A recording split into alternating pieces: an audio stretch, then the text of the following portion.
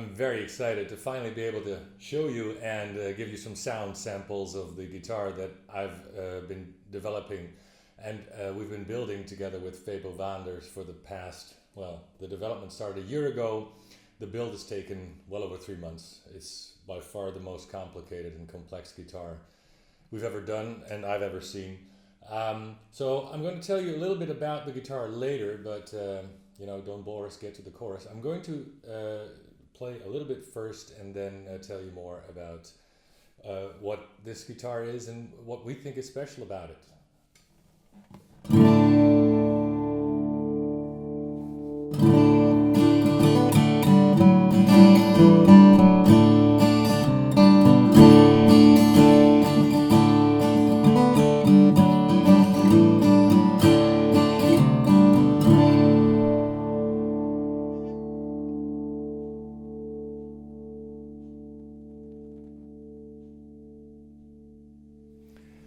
And as you can tell, the sustain is a very significant part of this guitar about its sound and one of the special qualities, I think. So let me go up to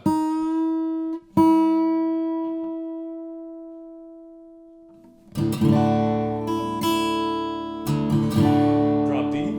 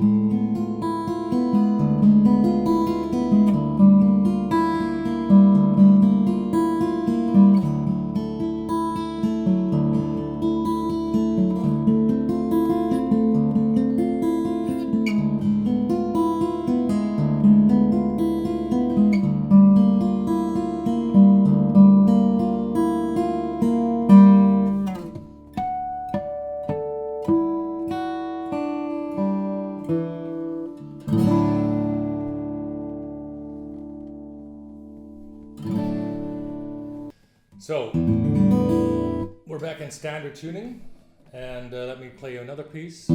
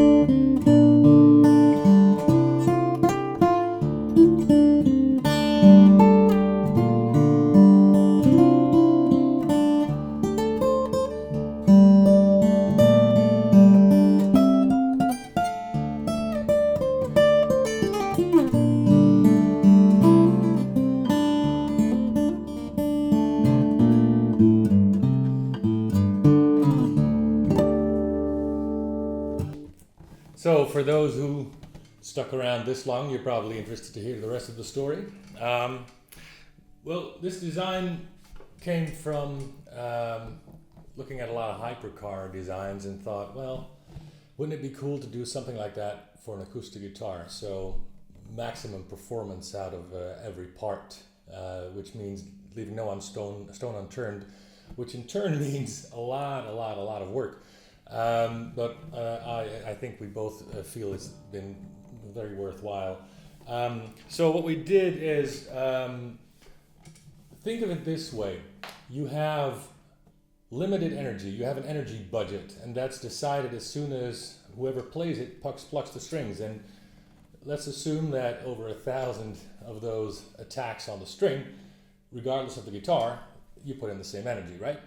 So the question then is, how do we maximize that energy budget? And well, first of all, of course, that would mean working on the most important part of the guitar, which is the guitar's voice, or in terms of a speaker, the voice coil. This is the top. And there are several ways to think of this and approach this. And I'm of the school who believes that it would be best to think of a guitar, acoustic guitar, is basically a snare pump, right? And it has many similarities to a drum, believe it or not. So you have the rim, the sides, and you have a front membrane, and you have a back membrane that vibrate. And to make the most of that energy, you have to have a very flexible membrane. So every good guitar is built on the edge of explosion, they say. I don't think it's pretty much that bad. I mean, look at guitars that have been around for 100 or even more years, and they still hold up fine, especially if you know what you're doing. So you need the maximum strength to weight ratio you can get out of the guitar, which means building a light but strong top membrane. Weight is the enemy, basically. And that's what we did in this guitar. The total brace top is 260 odd grams, so that's very light. If you compare it to a regular dreadnought or something, that would be around 300. So it's about 20% lighter, even though it is almost 20% stiffer the way we've constructed things. Now, the other thing that needs to happen is you can't have any energy leaks, any loss. So we've done a couple of things, double sides and solid linings with, we used rosewood for the linings. So you create what we call a high mechanical impedance. Now, the high impedance makes sure that as soon as the energy is transferred from the bridge into the top, it doesn't want to go into the sides, but is reflected back because of the high impedance. This is why you hear so much sustain, and a lot of the more fragile tones, like the overtones, the harmonics, that are very present in this guitar. And still, it sounds like a steel string guitar. It's just it's more of everything, because in the basses we've worked on an X-brace design and making that as effective as possible, because we like that sound. And it's not the most effective design out there, and you could use Gore's Falcate bracing design for instance, but we feel that changes the tone too much, the character of the tone. So we wanted to get the most out of the basic X-brace design. We also used a very heavy rosewood and maple for the neck, and made that a 5-piece. So it's very stiff, very strong, and it transfers sound very well. It doesn't absorb it. We've also used what is called the Spanish heel construction, where you build the entire guitar around the neck joint. So there's no bolt-on, there's no dovetail, where you never get a perfect match and might lose energy. Now, the disadvantage is that if you build a Spanish heel, a neck reset is very hard to do, which is why we've built a guitar that will never need a neck reset. That is due to the construction we're using with a very strong, very solid upper transverse brace, a very strong lip, and we're using Rick Turner's flying buttress designs with carbon rods into the neck going into the sides. that make it impossible for the neck to torque or rotate in any way. So you've got a very stiff, very solid neck that really transfers sound very well. We've actually done some tap testing on the neck. When we started working on it, it sounded like a metal tube, really. Then the double sides with the solid double linings that what I explained before, used the very high mechanical impedance to put the energy back in the top. And then for the back, we've used a very special active back design, so the back also not only resonates more, but adds to the complexity of the tone with its own resonant peak. A very light rosewood bridge, came down to only 24 grams when we put it in, which is much lighter than the average neck bridge, which is around 35 grams. It's always baffled me, by the way, trying to build an efficient guitar, light woods like Alpine spruce in this case, or Adirondack or whatever, and you put on an ebony block, which is the heaviest wood, the worst strength to weight ratio you can get. So yeah, we made a design that with the use of the right Brazilian rosewood only weighs 24-25 grams. Used mammoth ivory on the nut and the saddles, and the best Alpine spruce we could find with the Madagascar rosewood and rosewood back and sides. Yeah, so I'm really quite happy with it, how it turned out. But well, you be the judge. You just heard it. I do urge you to listen to these clips with a good pair of headphones or a good set of speakers, because, well, the file compression of YouTube alone will probably ruin most of the experience.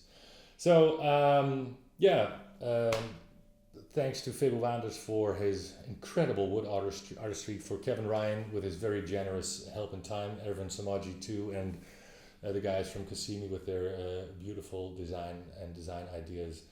And well, you'll probably see and hear more of this guitar in the future. For now, have a nice weekend. Bye.